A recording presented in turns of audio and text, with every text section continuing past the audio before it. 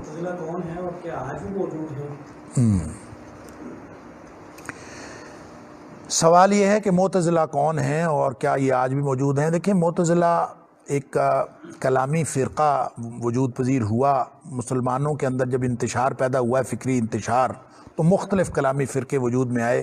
یہ اس موقع کی بات ہے، میں تھوڑا سا عرض کر دیتا ہوں کہ جب حضرت علی رضی اللہ تعالی عنہ کے خلاف ایک گروپ اٹھا جن کو خوارج کہتے ہیں، اور خوارج کا انہوں نے جو عملی طور پر حضرت علی رضی اللہ تعالیٰ عنہ کے خلاف خروج کیا، اس کے اندر بہت سارے ان کے علمی پیچیدگیاں تھیں، فکری پیچیدگیاں تھیں، فکری مغالطے تھے۔ اور فکری مغالطوں میں ایک فکری مغالطہ تھا کہ جو گناہ کبیرہ کا مرتکب ہوتا ہے وہ کافر ہوتا ہے، اور جو شخص اس کو کافر نہ سمجھے وہ بھی کافر ہو جاتا ہے، اور پھر اس کو وہ کافر بھی سمجھتے تھے اور واجب القتل بھی سمجھتے تھے۔ اسی لیے انہوں نے حضرت علی رضی اللہ تعالیٰ عنہ اور حضرت امیر معاویہ رضی اللہ تعالیٰ عنہ دونوں کو کافر قرار دیا تھا۔ تحکیم قبول کر کے انہوں نے گناہ کبیرہ کا ارتکاب کیا ہے، اور اس طرح یہ دونوں نعوذ باللہ من ذالک کافر ہو گئے ان کے خیال میں۔ اور وہ پھر تکفیر کا اظہار بھی چاہتے تھے، اور ہر مسلمان سے پوچھتے تھے کہ ان کو کافر سمجھتے ہو کہ نہیں۔ اس سے آغاز ہوا، باقی اس کی تفصیلات رہنے دیتا ہوں۔ تو اس کے بعد پھر اس کا رد عمل ہوا، تو ایسا ایک فرقہ پیدا ہو گیا جنہوں نے کہا کہ کیا ضرورت ہے خواہ مخواہ گناہ کبیرہ کے مرتکب کے بارے میں فتویٰ لگانے کی، بلکہ اس کا معاملہ مؤخر کر دینا چاہیے، اللہ پر چھوڑ دینا چاہیے۔ اس فرقے کا نام ہے مرجئہ۔ پھر مرجئہ بھی جو متقدمین مرجئہ تھے وہ کافی حد تک معتدل تھے، ان کا طرز عمل بھی درست تھا کافی حد تک، اور اس کے اندر خیرخواہی کا جذبہ بھی تھا کہ وہ کم از کم جو گناہ کبیرہ کے ارتکاب کے حوالے سے خوارج کا پیدا کیا ہوا تشدد کا رجحان تھا، اس کے آگے بند باندھنے کے لیے وہ آئے تھے۔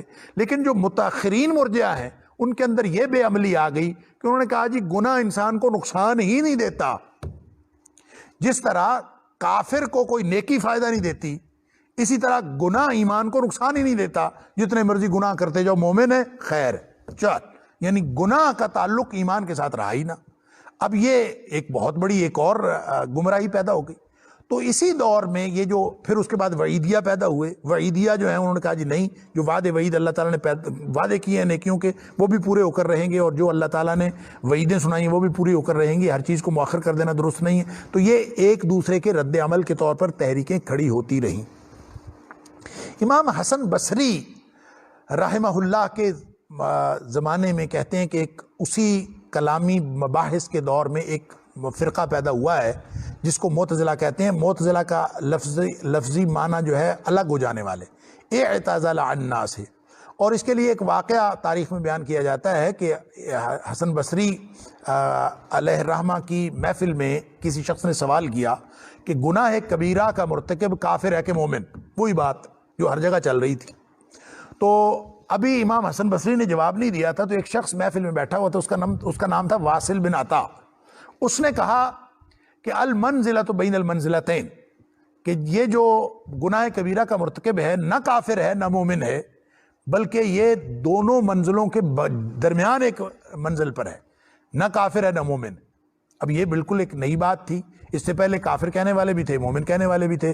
تو جب یہ کہا کہ کافر ہے نہ مومن، اور پھر وہ اپنی بات کی وضاحت کے لیے الگ ایک جگہ پہ بیٹھ گیا اور وہ وضاحت کرنے لگا کہ میں اس لیے اس کو مومن نہیں کہتا کہ اس نے گناہ کبیرہ کا ارتکاب کر کے ایک ایسے یعنی عمل کا ارتکاب کیا ہے جو کفریہ عمل ہے، لہٰذا اس کے اندر کفر آ گیا ہے، لیکن چونکہ اس کے اندر دیگر اعمال خیر موجود ہیں، اور اس کا مطلب اس کے اندر ایمان بھی موجود ہے، لہٰذا وہ بیک وقت حالت کفر میں بھی ہے اور بیک وقت حالت ایمان میں بھی ہے، اس لیے وہ کہتا ہے میں نے کہا کہ درمیانی منزل میں ہے۔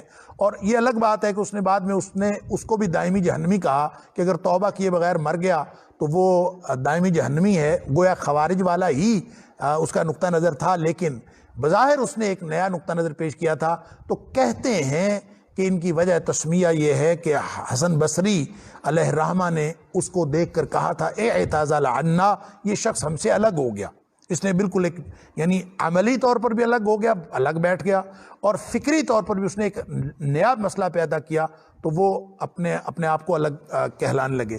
تو یہ ایک وجہ بیان کی جاتی ہے۔ اصل میں جو معتزلہ جتنا گروہ گزرا ہے وہ اپنے آپ کو اہل التوحید والعدل کہتے تھے، اور وہ سمجھتے تھے کہ ہم توحید اور عدل، اللہ تعالیٰ کی صفت توحید اور اللہ تعالیٰ کی صفت عدل کا تحفظ کرنے والے ہیں، یہ ان کا دعویٰ تھا۔ اور انہوں نے اللہ تعالیٰ کی صفت توحید کا تحفظ کرنے کی خاطر اور یہ بنیادی دعویٰ لے کر انہوں نے بہت ساری بنیادی جو عقائد ہیں ان کا انکار کیا، حتیٰ کہ صفات باری تعالیٰ کا انکار کر دیا۔ لہٰذا ایسی بہت ساری خرابیاں ان کے اندر آ گئیں کہ بنیادی طور پر وہ اپنے آپ کو کہتے تھے کہ ہم اہل التوحید والعدل ہیں، لیکن نہ ان کے اندر کوئی عدل کی بات تھی، نہ ان کے اندر کوئی توحید کی بات تھی۔ یہ بہت زیادہ دور ہٹ گئے، اور بنیادی ان کے دور ہٹ جانے کی وجہ، ہدایت سے گمراہی کی طرف چلے جانے کی جو بنیادی وجہ تھی، انہوں نے کتاب و سنت کو چھوڑ کر عقل کو معیار بنا لیا تھا۔ یہ ہے اصل وجہ۔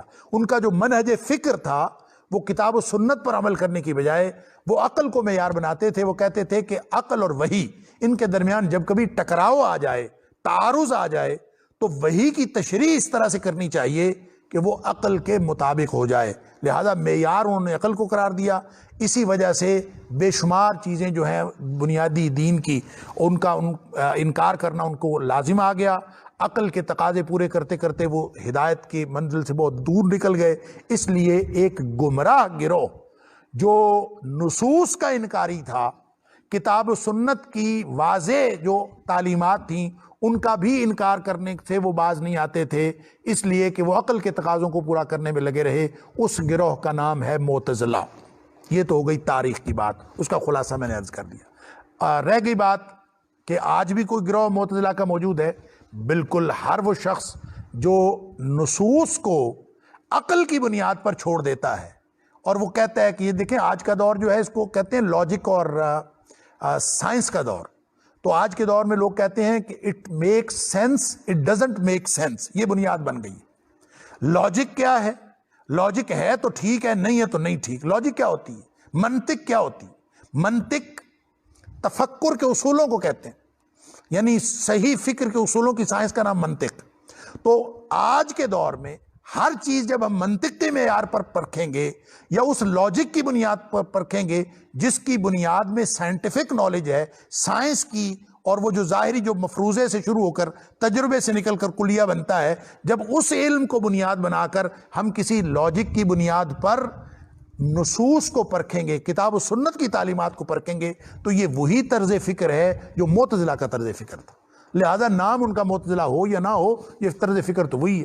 لہذا آج کے دور کے الحاد کی روش، آج کے دور کی جو ایگنوسٹکس جو ہیں، جو لا ادریت والے، میں نہیں جانتا، یہ جو ایگنوسٹسزم ہے یا ایتھیزم ہے، یا ایتھیزم کی طرف جانے والے جتنے رستے ہیں، یہ سارے کے سارے بنیادی طور پر عقل کو بنیاد بنا کر یہ آگے بڑھتے ہیں، اور ان کا پورا طرز فکر شروع یہاں سے ہوتا ہے۔ اس لیے آپ یہ کہہ سکتے ہیں کہ کسی نہ کسی طور، کسی نہ کسی نام سے، نئے نام سے یہ اعتزال کا طریقہ تو موجود ہے۔ البتہ فرقے کے طور پر یا ایک تحریک کے طور پر اعتزال آج کل موجود نہیں ہے میرے علم کے مطابق، لیکن ان کا طرز فکر، ان کا منہج فکر کہ عقل کو وہی پر فوقیت دینا اور پھر وہی کی تشریح عقل کے تقاضوں کے مطابق کرنا، یہ چونکہ رویہ آج کل بھی موجود ہے، اور یہ رویہ وہی تھا جو معتزلہ والا ہے۔ اللہ تعالیٰ ہم سب کو محفوظ رکھے، اور جو انکار حدیث کے جتنے فتنے اٹھے ہیں اس کی بنیادوں میں معتزلہ کے منہج فکر کا کردار موجود۔ لہٰذا مفسرین میں جو کوئی ایسے لوگ شامل ہوئے جو انکار حدیث کی روش پہ تھے، یا پھر مصر کے اندر کچھ لوگ ہوئے، یا پھر کوئی پاکستان کے اندر یا بر صغیر پاک و ہند کے اندر جو لوگ ہوئے، ان کے پس منظر کے اندر بہرحال اس فکر کا کوئی نہ کوئی دخل موجود ہے، اور آج بھی آپ کہہ لیں کہ اس کی مختلف روپ اور مختلف اس کے مظاہر آپ کو نظر آتے ہیں، لیکن اس نام سے کوئی فرقہ موجود ہے کہ نہیں، یہ میرے علم میں نہیں ہے، میرے خیال میں موجود نہیں، واللہ اعلم۔